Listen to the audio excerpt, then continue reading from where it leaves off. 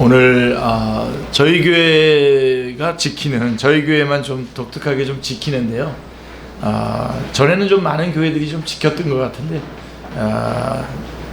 목회자 주일이라고 이렇게 세워서 하고 있어요. 오늘 원래 절기에 따라서는 오늘 성령 강림 주일인데요. 성령님의 강림 주일에 관한 말씀들은 차차 또 전할 수 있는 기회가 또 있겠고요. 오늘 어린이 주일, 어버이 주일, 그 다음에 목회자 주일, 이렇게 우리 5월달에 그렇게 늘 보내고 있습니다. 우리 100주년 기념교회를 담임하시다가 은퇴하신 이재철 목사님은 그가 주님의 교회에서 10년간 목회를 했거든요. 목회를 마치시고 책을 하나 썼습니다. 회복의 목회라고 하는 책을 썼습니다. 그래서 거기에 목회자가 누구인가라고 하는 그 내용을 고백적으로 쓰고 있습니다. 그래서 그 내용을 조금만 좀 소개를 여러분에게 드린다면, 첫째로 목회자는 구도자입니다. 그러니까 목회자를 가리켜서 전도자라고 부르죠. 도를 전하는 사람. 그렇다면 그 도를 바로 전하기 위해서는 그 도를 먼저 구하는 자가 되어야 되겠죠. 그래서 먼저 구하지 아니하고는 전할 것이 있을 수 없기 때문입니다. 그래서 이런 이유로 목회자는 누구보다도 먼저 구도자가 되어야 됩니다. 목회자는 불가의 선승이나 가톨릭 수도원의 수도사들의 구도의 삶을 능가하는 깊이 있는 구도의 길을 살아나가야 합니다. 자, 본인이 직접 교회와 집을 청소하고, 잘 못하는 것들도 그대로 여기 나와 있습니다. 제가 자발적으로 자기 자신을 격리시키는 고독 훈련을 하고, 또 영적인 설교를 만들기 위해서 기도와 금식으로 영적 투쟁을 하기도 하고, 돈과 무관한 삶을 살아야 합니다. 자기 이름의 집을 소유하지 않고 통장에는 일정액 이상의 금액을 남겨두지 않습니다. 성경에 나타난 선지자나 사도들은 단순히 말씀을 입으로 말하기만 한 달변가들이 아니었습니다. 그들은 모두 하나님의 말씀을 쫓아 나선 구도자들이었습니다. 그래서 그들은 한결같이 그 시대를 밝히는 등불이 될 수 있었습니다. 그래서 구도자야 되고, 그 다음에 목회자는 모두의 목사가 되어야 합니다. 자, 예수님이 모든 계층을 위해서 이 땅에 오신 것처럼, 그렇죠 여러분? 마태복음 11장 28절에 수고하고 무거운 짐진 자들아 다 내게로 오라 했을 때 그 다 안에 남녀노소 빈부귀천 동서고금 다 들어있는 것처럼, 이 땅의 모든 목회자들은 자신이 목회하는 교회의 모든 교인의 목사여야 합니다. 모두의 목사가 되기 위해서는 모든 교인들에게 똑같은 원칙을 적용해야 합니다. 사회적으로 유력한 인사이거나 교회의 중직자라고 해서 그들에게 예외를 둬서는 안 됩니다. 아이들도 우리 교회의 교인인 이상 어른들과 똑같은 배려가 주어져야 합니다. 목회자는 모두의 목사가 되기 위해서 어떤 경우에도 목사님 팔을 만들어서는 안 됩니다. 목사님 파 손 들어오세요. 없죠. 그러기 위해서 모든 교인에게 똑같이 일정한 거리를 유지해야 됩니다. 또한 비판의 소리에는 언제나 귀를 열고 귀를 기울여야 되고요. 목회자가 틀렸으면 바로 지체 없이 사과해야 합니다. 목회자가 모두의 목사가 된다는 것은 교인들 모두를 목회자 편으로 만드는 것이 아니라 주님의 편으로 되게 하는 것을 의미하는 것입니다. 자, 이것은 때로 고독한 길일 수도 있습니다. 그러나 고독함이 없이 어찌 모두의 목사가 될 수 있겠습니까? 그리고 교인들에 의해서 모두의 목사로 받아들여지는 것보다 목회자에게 있어서 더 행복한 일이 어디에 있겠습니까? 그리고 세 번째로 목회자는 연출자입니다. 목회자는 예배를 비롯한 교회의 모든 행사를 인도하고 주관하는 자입니다. 따라서 목회자가 어떤 마음으로 얼마나 준비하고 또 어떻게 진행하느냐에 따라서 참여한 교인들이 받는 은혜가 달라지고 그 결과가 달라집니다. 이런 의미에서 목회자는 연출자이어야 합니다. 자, 목회자가 연출자이어야 한다는 것은 목회자는 항상 전체를 한눈으로 파악하는 안목을 길러야 함을 의미하는 것입니다. 그러니까 예배당에 딱 들어서면 지금 어디에 무엇이 잘못되어 있는지 단번에 볼 수 있어야 됩니다. 설교하기 위해서 강대상 앞에 섰을 때에 교인들의 숨소리도 들을 수 있어야 합니다. 예배 도중에 일어나는 어떤 미세한 움직임도 민감하게 포착할 수 있어야 됩니다. 목회자는 배우나 구경꾼이 아니라 프로 연출자이기 때문입니다. 이 세 번째가 제가 제일 못하는 겁니다. 목회자가 어느 수준의 연출자이냐에 따라서 그 교회의 교인들의 영적 수준이 결정되는 것입니다. 그리고 네 번째는 목회자는 예절자입니다. 예수님의 세례식 장면에서 요한복음 13장에 나오죠. 세례하는 그 세족식 장면에서 보듯이 예수님은 예절의 주님이십니다. 예수님께서는 제자들의 발을 씻어주시기 위해서 겉옷을 벗으셨어요. 그러나 말씀을 하실 때는 다시 벗어두었던 겉옷을 입으시고 말씀하셨습니다. 그것은 하나님과 사람에 대한 주님의 예의입니다. 목회란 섬김입니다. 그리고 예의 없는 섬김은 섬김일 수가 없습니다. 그런 의미에서 목회자는 철저한 예절자이어야 합니다. 매사에 예의를 다한다는 것은 번거롭게 여겨질 수도 있습니다. 그러나 목회자가 교인들에 대하여 참된 예절자가 될 때에 교인들 역시 목회자를 향하여 진정을 다해서 예절자가 되는 것입니다. 그리고 목회자는 자기 관리자입니다. 목회자란 모든 사람들보다도 제일 앞장서서 진리의 길을 걸어가는 사람입니다.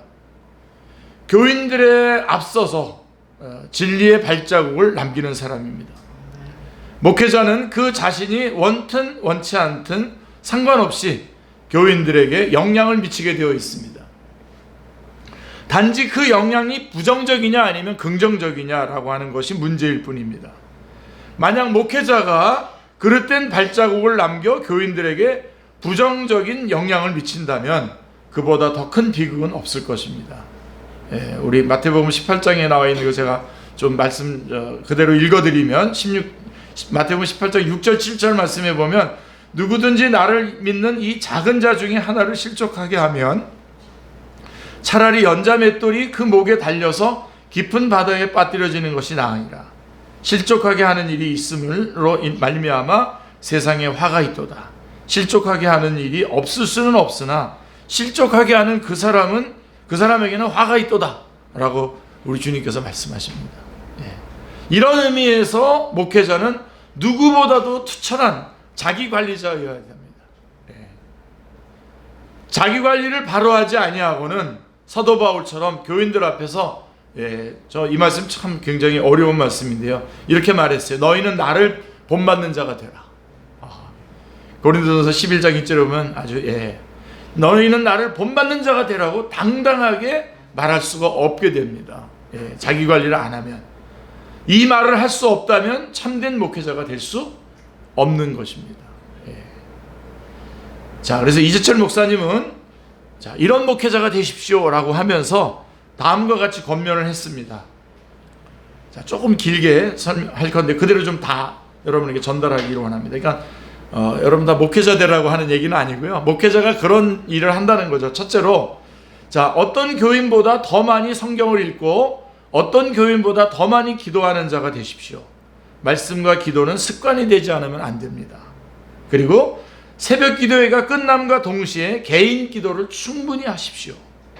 그 시간을 놓치면 하루 중 따로 시간을 내서 기도하기가 어렵습니다. 그리고 새벽 기도회가 끝난 다음 집에 가서 다시 자지 마십시오.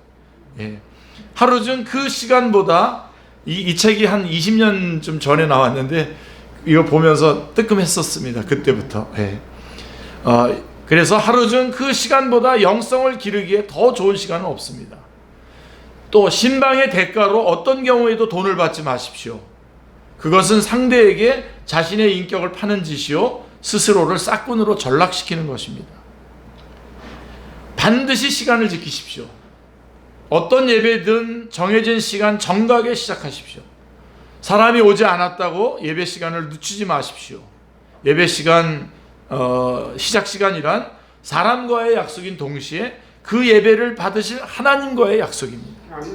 자, 교인들이 보지 않는 곳에서도 목회자이어야 합니다. 예. 교인들이 없다고 해서 목회자의 정체성을 망각한다면 결국 사람 앞에서는 목회자의 연기를 하는 셈인데, 연기를 하는 것을 통해서 성령님은 역사하지 않습니다.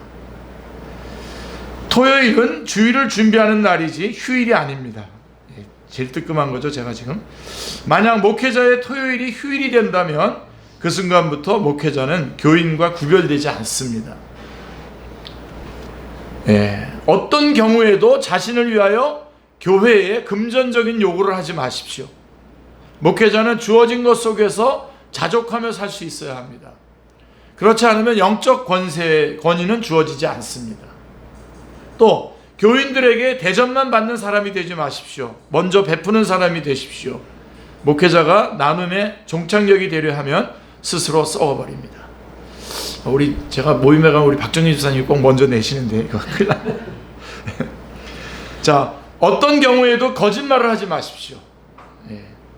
실수를 깨달았을 때에는 즉시 사과하십시오. 실수 자체는 잘못이 아닙니다. 잘못은 실수를 깨닫고서도 사과하지 않는 것입니다. 그러나 실수를 3번 이상 반복하는 것은 목회자의 자질 문제입니다.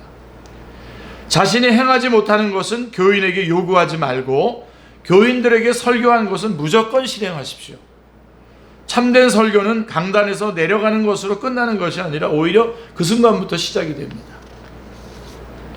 특별히 목회 활동 중에 알게 된 교인의 비밀은 누구에게도 누설해서는 안 됩니다.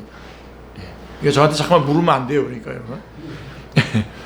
자, 내일 떠나더라도 지금 섬기는 교회를 중간 기착지라고 생각하지 말고 종착역으로 여기십시오. 내일이 되기 전에 내 생명이 끝날지도 모릅니다. 또 교인 명단을 작성할 때는 교인들의 이름을 먼저 쓰고, 이거 좀 한 20년 전에 나왔던 책이니까 똑같은 의미죠. 교역자의 이름은 제일 말미에 넣으십시오. 교인들을 위한 섬김은 종이 위에서도 나타나야 합니다. 교회 재정에 관여하지 마십시오. 한번 관여하기 시작하면 재정이 목회의 핵심이 되어버립니다. 목회의 핵은 복음이지 재정이 아닙니다. 예배를 영어로 서비스라고 합니다. 그러므로 교인들에 대한 서비스 정신에 투철하지 않는 한 진정한 목회자가 될 수 없습니다. 또 교인 수첩 제작 등 교인 명부를 작성할 때에 교인의 이름이 틀리거나 빠지지 않도록 유의하십시오. 사람의 이름을 빠뜨리거나 틀리게 기재하는 것은 그 사람의 존재와 인격 자체를 부정하는 것입니다. 장례식 때 하간 예배의 설교는 5분 이상을 초과하지 마십시오. 그때가 유족들이 가장 지쳐있는 시간입니다. 하간 예배까지 다 끝난 후에는 유족의 집까지 따라가서 위로의 기도를 해드리십시오. 장례식을 마치고 집 문을 열고 들어서는 순간이 유족이 가장 외로울 때입니다. 이성의 교역자, 이성이 교역자 혼자 신방해 줄 것을 요구하면 절대로 응하지 마십시오. 이성과는 단둘이 식사도 하지 마십시오. 이성과 상담을 할 때에는 반드시 교회 사무실 공개된 장소에서 하십시오. 정신질환자인 이성이 상담을 요구할 때는 반드시 누군가를 배석시켜야 합니다. 다른 목회자가 어떤 일을 주관할 때에는 반드시 자기 자신을 그 자리에 세워보십시오. 그렇지 않으면 자신에게 그 일이 맡겨졌을 때에 제대로 감당하기 어렵습니다. 월요일 아침에는 자기 교구 교인 명단을 놓고 주일에 누가 보이지 않았는지를 대조하면서 전화로 확인해 보십시오. 목회는 관심이고 관심은 쏟아야 개발이 됩니다. 좋은 설교는 그 전체의 내용을 한 문장 혹은 한 단어로 표현할 수 있어야 합니다. 이것이 불가능하다면 그것은 그 설교에 초점이 없다는 의미입니다. 자, 목회자들끼리 서로 사랑해야 합니다. 목회자들이 서로 사랑하지 못하면 그 입에서 발해지는 말들은 모두 공허한 메아리가 될 뿐입니다. 토요일 신문이 오면 주일에 대한 일기예보를 확인하고 필요한 조처를 미리 취하십시오. 이재철 목사님이 이렇게 스마트폰에 매일 순간 이거 나오는지를 잘 그때는 몰랐었던 것 같습니다. 그래서 그런 필요한 조치를 해야 된다는 거죠. 자, 부목사 시절에 세계 문학 전집 한 질은 반드시 읽으십시오. 목회의 대상은 사람이고 문학은 사람에 관한 사람의 이야기이기에 문학은 사람에 대한 삶의 깊이를 더해줍니다. 사람을 알지 못하는 자의 설교는 사람을 변화시키지 못합니다. 다른 사람이 설교할 때에 주의를 집중하여 설교를 경청하십시오. 타인의 설교를 소홀히 하면 다른 사람도 나의 설교에 집중하지 않습니다. 다른 사람의 설교에 목회자가 귀 기울이는 것 자체가 이미 교인을 향한 훌륭한 설교입니다. 금요기도회 때 그 전사님 설교할 때 제일 집중하는 사람이 누군가요? 이게 이기남 목사입니다. 우리 오후 시간에 우리 하트리 선교사님이나 이렇게 다른 분들이 말씀할 때 제일 집중하는 사람이 저죠. 지금 계속 구박받고 있는 가운데 지금 한번 제가 그 다음에 지식과 정보는 반드시 공유하십시오. 그리고 교인의 모든 행사는 교역자 위주가 아니라 교인 위주여야 합니다. 신학자는 수직적인 사고만으로 족하지만 목회자는 수직적인 사고와 수평적인 사고가 교직되어야 합니다. 절대적인 것을 위해서는 목숨을 걸 수도 있어야 하지만 상대적인 것이라면 모두 양보할 수 있어야 됩니다. 삶은 결코 돌아오는 법이 없기에 목회자는 자기를 바로 세우기 위하여 중단 없이 정진해야만 합니다. 이게 우리 이재철 목사님의 회복의 목회에서 목회자들에게 요구하는 내용이었습니다. 본인도 그렇게 살으려고 발버둥을 쳤던 걸 제가 기억을 합니다. 저도 그 전에도 그런 어떤 충고들을 들었지만 그렇게 살아가려고 계속 애를 쓰고 있습니다. 자, 오늘 본문 말씀으로 좀 돌아오 보십시오. 자, 오늘 본문이 포함된 12절부터 28절은 데살로니가전서 5장 12절로 28절은 데살로니가 전서의 마지막 권면의 말씀입니다. 이 부분에서 사도 바울은 우리가 어떻게 해야 은혜를 끼치는 신앙생활을 할 수 있는가에 대해서 말해주고 있습니다. 자, 그런데 특히 앞부분인 본문 12절로 15절 우리가 읽었던 본문 12절로 15절은 목회자를 어떻게 대하면 목회자가 행복한 목회자가 될 수 있는가에 대해서 잘 말해주고 있습니다. 혹시 여러분들이 그런 관점으로 보셨었는지 모르겠지만 오늘 다시 한번 그 본문을 잘 보시면 첫째로 자, 어떻게 해야 목회자가 행복한 목회자가 될 수 있냐? 첫째로 목회자를 알아야 합니다. 목회자를 알아야 합니다. 말씀으로 섬기고 가르치고 다스리는 목회자를 알아야 합니다. 자, 12절에 너희 가운데서 수고하고 주 안에서 너희를 다스리며 권하는 자들을 너희가 알라라고 이렇게 말씀하고 있습니다. 이 알다라고 하는 말은 영어 NIV 영어 성경과 쉬운 성경에서는 다 존경한다라고 respect 존경한다라고 번역되고 있습니다. 그게 원어의 뜻입니다. 사람들이 감사할 때에는 눈에 보이는 것을 가지고 감사할 때가 많습니다. 영혼이 잘 되고 범사에 잘 되고 건강한 것 중에 범사에 잘 되는 것, 건강한 것에 대해서는 감사를 쉽게 느끼고 구체적으로 감사를 하지만 영혼의 문제에 있어서 신앙의 문제에 있어서 감사할 줄 아는 사람은 그리 많지 않습니다. 하나님께 대한 우리의 감사가 이렇기 때문에 따라서 목회자가 성도를 위해 기도하고 말씀으로 섬기고 가르치며 다스리는 것에 대해서도 그다지 감사를 느끼지 못하는 경우가 많습니다. 그러나 우리가 정말로 감사해야 될 것은 우리에게 하나님의 말씀이 있고요. 하나님의 말씀이 있고 그것을 하나님의 시각으로 해석해주는 설교자가 있다는 것. 이거는 정말 감사해야 됩니다. 여러분들이 정확하게 아멘 하실 때서 아멘 해주셨습니다. 리스펙트란 말은 존경한다는 뜻도 있지만 존중한다, 중요하게 여긴다, 중시한다라고 하는 뜻도 있습니다. 눈에는 보이지 않지만 절대절명의 중요한 영적인 강건함을 위해서 수고하는 이들을 소중히 여겨야 됩니다. 중요하게 여겨야 됩니다. 우리 교회에 무슨 꼰대 같은 목사님들 있고 그래가지고 우리가 그런 거에 대해서 막 좀 부정하고 비판하고 그러는 시각들이 많은 거, 저는 그건 좋은 거라고 생각합니다. 그런데 그러는 가운데에 혹시 존중해야 될 것도 존중하지 못하고 있지 않는가라고 하는 것도 우리가 한번 점검을 해야 되겠죠. 예. 하나님의 말씀을 맡아서 운반하는 사람들을 가볍게 여기는 것은 곧 하나님의 말씀을 가볍게 여기는 것과 마찬가지입니다. 예. 또한 리스펙트는 주의, 관심을 기울인다라고 하는 뜻도 포함되어 있습니다. 다른 일로 수고하는 것이 아닌 주 안에서 수고하는 그 모든 수고들의 깊이를 알고 함께 기도해 주어야 합니다. 아멘.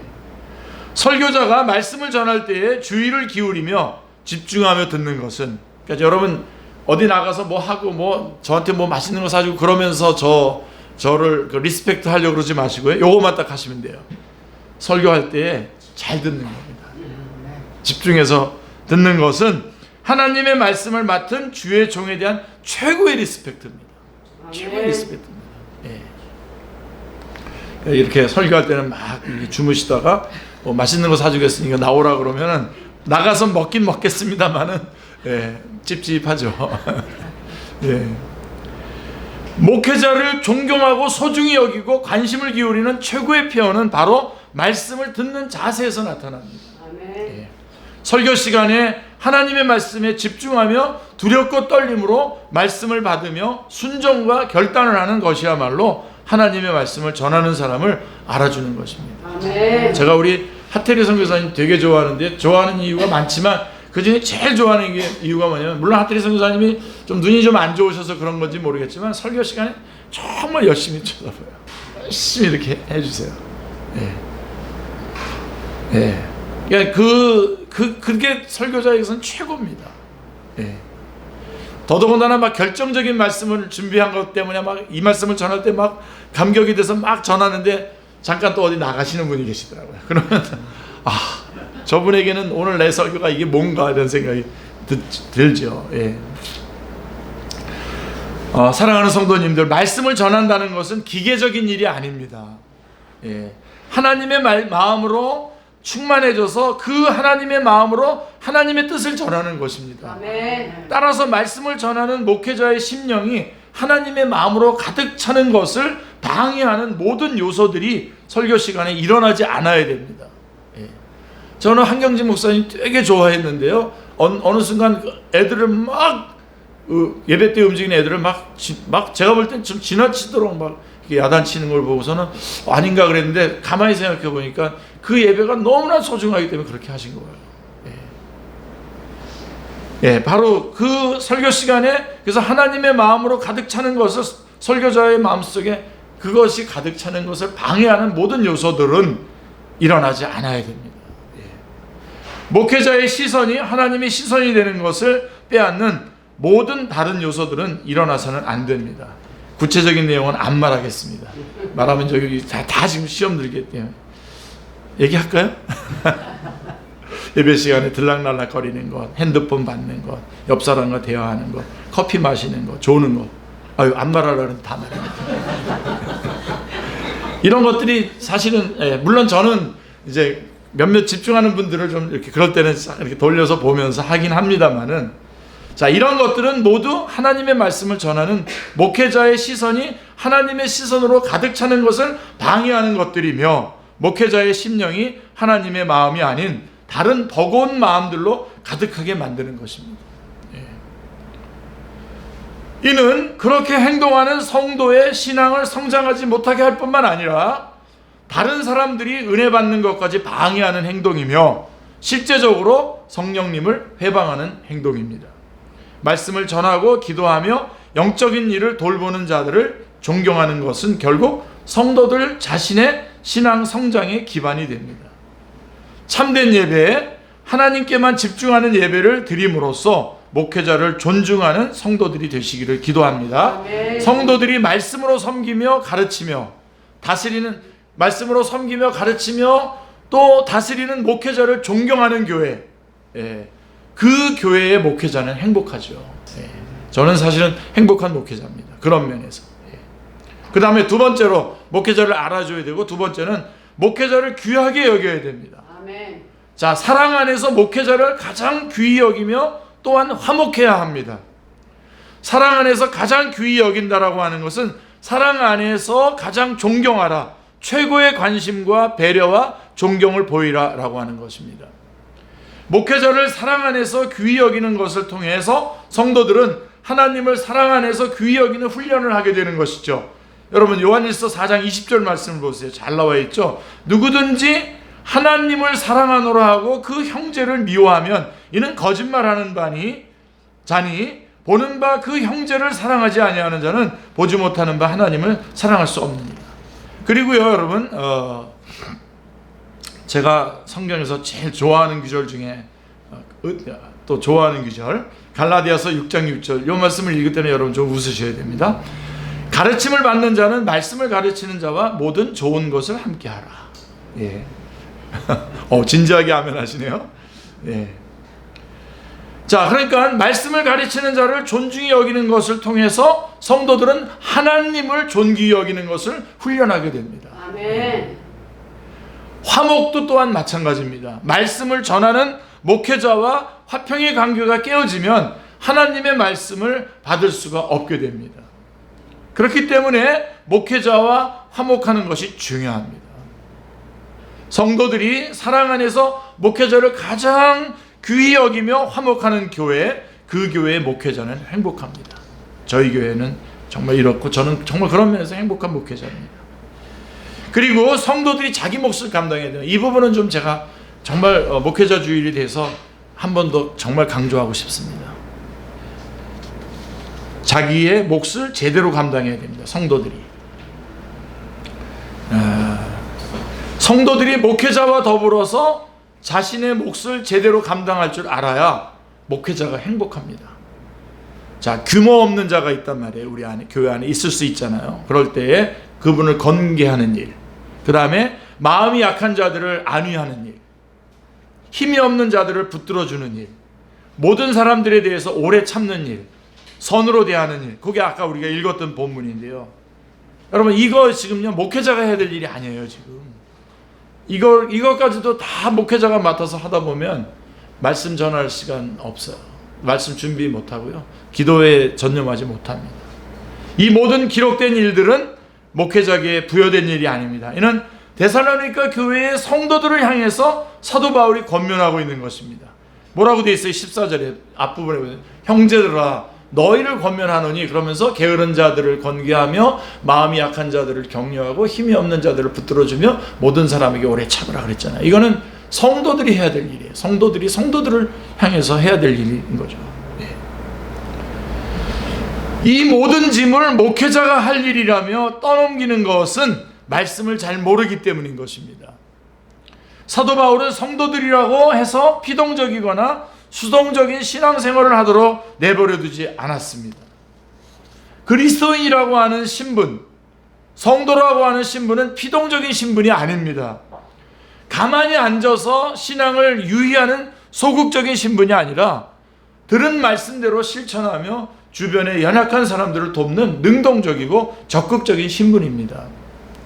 사도 바울은 데살로니가 교회의 성도들뿐만 아니라 그가 편지를 보낸 교회들마다 이런 평신도 형제자매들의 역할을 가르치고 권면하고 훈계하였습니다. 자, 성도들이 들은 하나님의 말씀에 따라서 규모 없는 자들을 권계하고 마음이 약한 자를 안위하고 힘이 없는 자들을 붙들어줄 때에 목회자는 또 그런 일을 감당하는 성도들을 위해 더 무릎으로 기도하게 됩니다.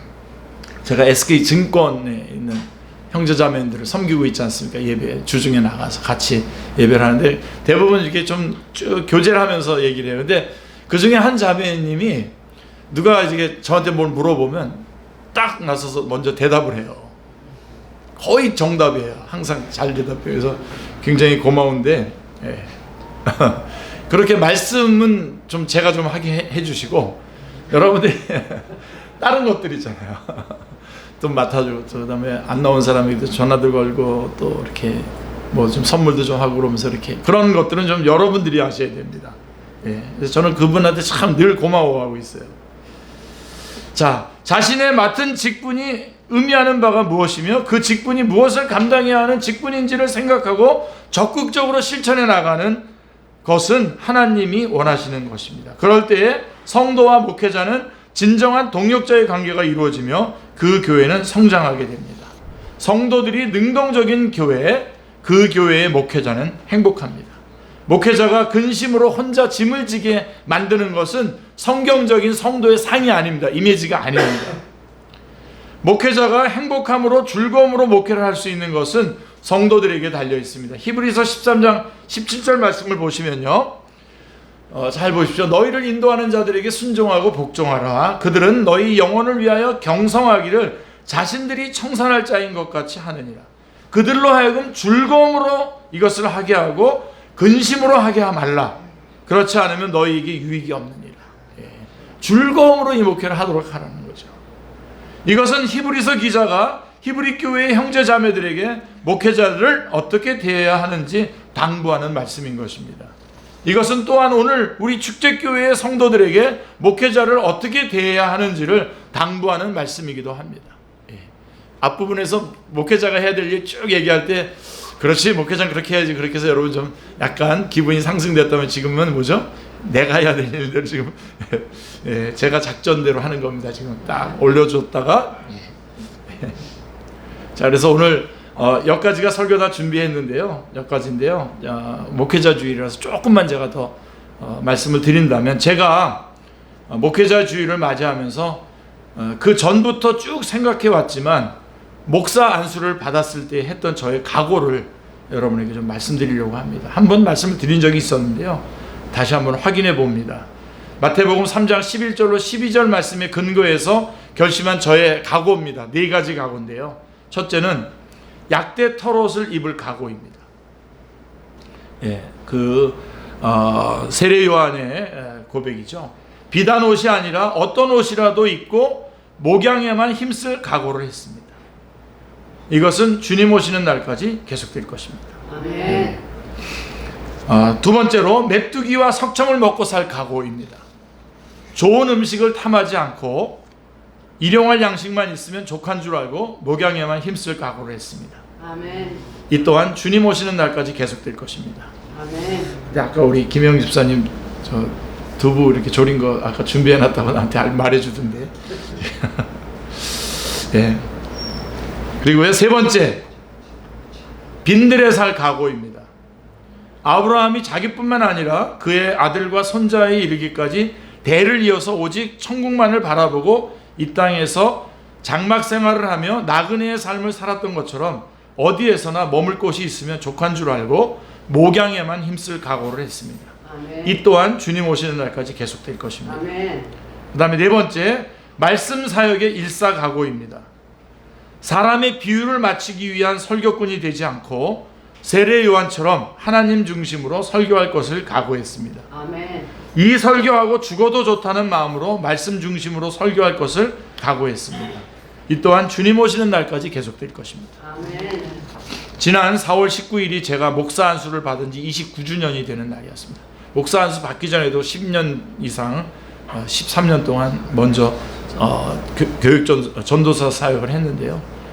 4월 19일이 지난 4월 19일이 목사 안수 받은 지 29주년이 되는 날입니다.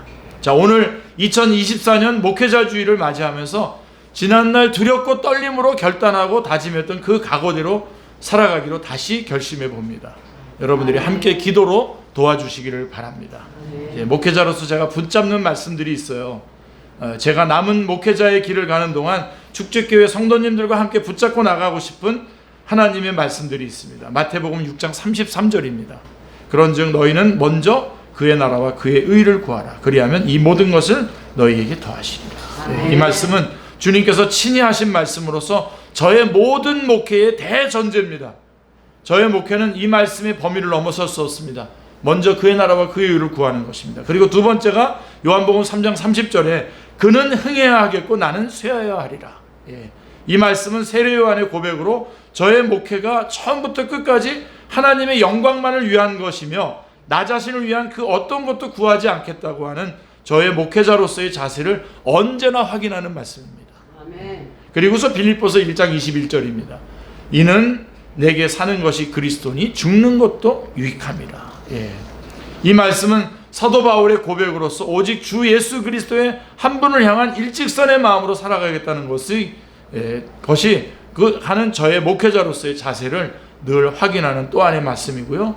마지막으로 다니엘 12장 3절입니다. 지혜 있는 자는 궁창의 빛과 같이 빛날 것이요 많은 사람을 옳은 대로 돌아오게 하는 자는 별과 같이 영원토록 빛나리라. 이 말씀은 다니엘서를 통해서 마지막 때에 주어질 상급에 대한 하나님의 말씀으로 영혼들을 향한 구령의 열정으로 살아가겠다는 저의 목회자로서의 자세를 확인하는 또 하나의 말씀입니다. 기도하겠습니다. 하나님 아버지, 목회자 주의를 허락해 주셔서 저희가 함께 하나님의 말씀, 목회자에 대한 하나님의 말씀을 함께 살펴볼 수 있게 해주셔서 하나님 감사합니다. 하나님, 우리 귀한 성도님들이 하나님 목회자를 바로 알고 또 그에 합당한 바른 자세로 살아감으로 말미암아 하나님께서 또 목회자를 통해서 전달하는 주어지는 모든 은혜와 복들을 하나님 함께 누릴 수 있도록 인도하여 주시옵소서. 하나님, 저는 더 주님 앞에 온전히 세워지도록 주신 말씀들 의지하고 힘있게 나가기를 원합니다. 주님께서 온 성도들이 함께 기도하며 그 길을 갈 수 있도록, 그래서 하나님께 영광 돌릴 수 있도록 저희들을 인도하여 주시옵소서. 주 예수 그리스도의 이름으로 기도드리옵나이다. 아멘.